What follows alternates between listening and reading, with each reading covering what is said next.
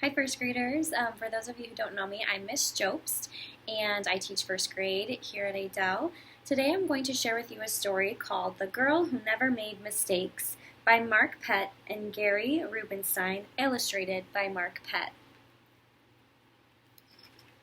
The Girl Who Never Made Mistakes.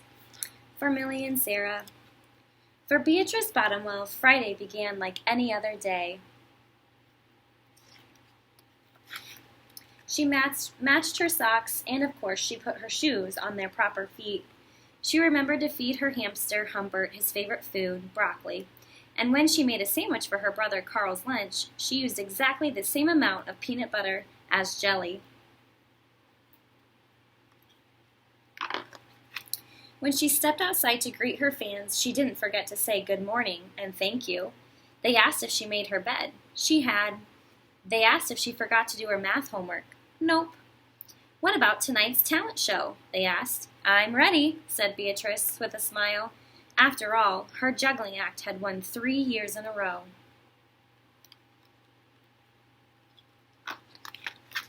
Most people in town didn't even know Beatrice's name. They just called her the girl who never makes mistakes, because for as long as anyone could remember, she never did. Unlike Beatrice, Carl made lots of mistakes. He ate his crayons and drew with his green beans. He danced with his hands and played the piano with his feet. Carl loved to make mistakes. At school, Beatrice was on a cooking team with her 2 best friends, Millie and Sarah. To make their giant rhubarb muffins, they needed 4 eggs. Beatrice went to the refrigerator and carefully chose the biggest, easiest eggs she could find. But on the way back, her legs slipped out from under her. The eggs went flying. Beatrice was about to make her first mistake. But she didn't. That was close, thought Beatrice. Sorry, Beatrice, I dropped a piece of rhubarb. Don't mention it. For the rest of the school day, Beatrice could not stop thinking about her almost mistake.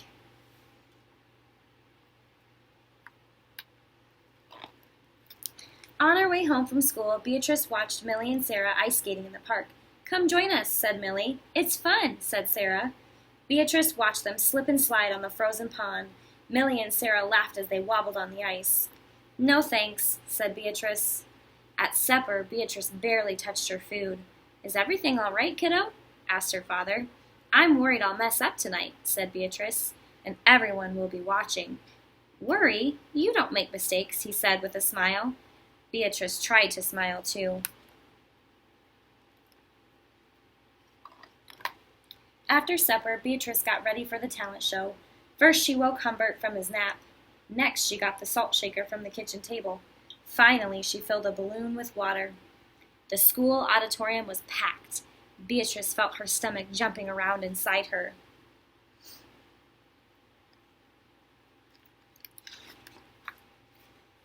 Beatrice waited for her juggling music to begin. That's her. That's the girl who never makes mistakes, said a woman. Oh, we know she'll be perfect, said a man. When the music started, she tossed Humbert into the air. Next, she added the salt shaker, and finally, the water balloon. Beatrice didn't miss a beat. The crowd clapped with delight. But Beatrice noticed something odd about the salt shaker. The specks falling out of it were not white. Achoo!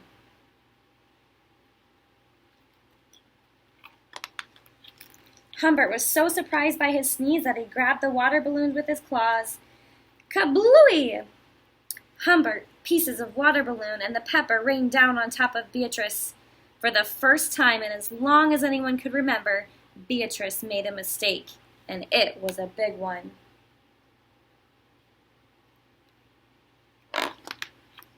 The music stopped. Beatrice didn't know what to do. Cry? Run off the stage? The crowd sat stunned. They couldn't believe that the girl who never makes mistakes made a mistake.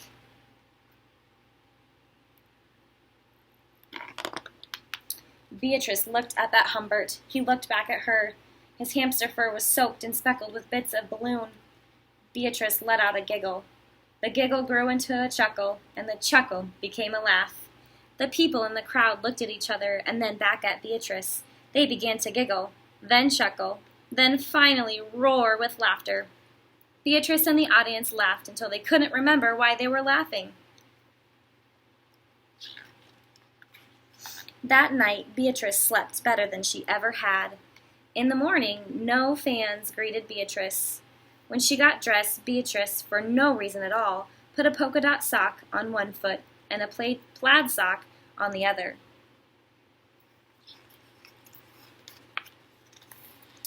Beatrice and Carl made sandwiches. This time they put the peanut butter and jelly on the outside. They called it an inside-out PB&J. Lunch was messy and delicious. Later, Beatrice found Millie and Sarah skating in the park. They fell a lot and laughed.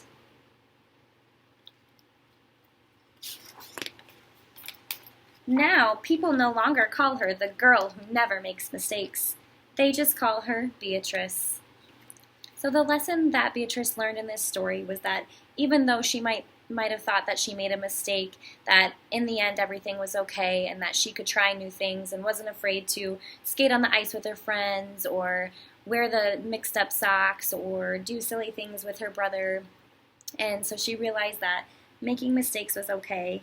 And today we're in our writing lesson, we're going to talk about how sometimes when we're as writers, we're going to make mistakes, and so we'll talk about what we can do if we make a mistake. All right, first graders, like I said, we are going to be talking about what we do if we make a mistake during Writer's Workshop while we're writing and drawing pictures. So like Beatrice told us that we will probably make mistakes and that we know it's okay and we can learn from them, and we can also fix our mistakes. So I'm going to show you a few ways that you can fix your mistakes if you come across something while you're writing in your book. So I started a book called All About School, and you'll notice that I wrote in a pencil, so I can erase if I change my mind, like I changed my mind about the title, so I erased it and rewrote my title.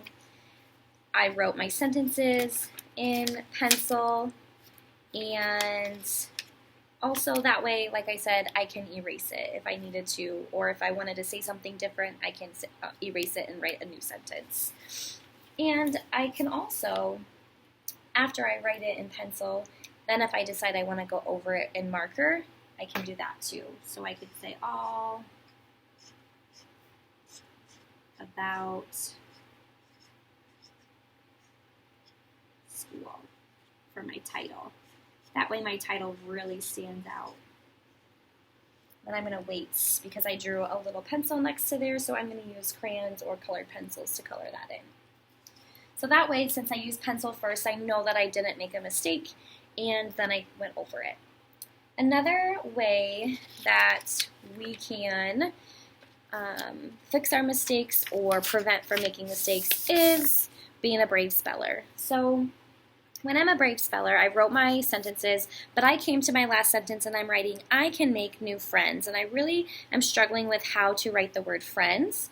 So I tell my first graders that they could check the word wall for words they don't know. They could ask a friend, and maybe one of their friends might know how to spell a word. Or they can stretch out their sounds and listen to the sounds that they hear in the word and write those letters. So I can make new friends. I'm going to stretch out the word friends. And so you can see here how I stretch out my word friends. Okay, I wrote the sounds that I hear, and that's being a brave speller, knowing that I might have spelled it wrong, but that I know that it makes sense to me, and that I was being brave doing that. I also use crayons and markers carefully when I go to draw my pictures. So I went and drew a picture on my first page. I can do math problems. Uh-oh. I realized I just made a mistake. I started drawing about writing. I can write books about my family, but that's on my next page. So now I have to figure out what am I going to do because I really can't erase crayon very well. So your teacher might have, or you might have, some whiteout. Sometimes I use that. But if you don't have whiteout, then you can easily take a white piece of paper and I could cut out a big enough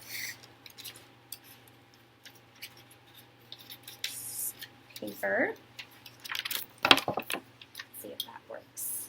So that would work. So then I could glue that piece in my book to cover up the picture because I realized I drew the wrong picture on the wrong page. So that's an easy fix to do.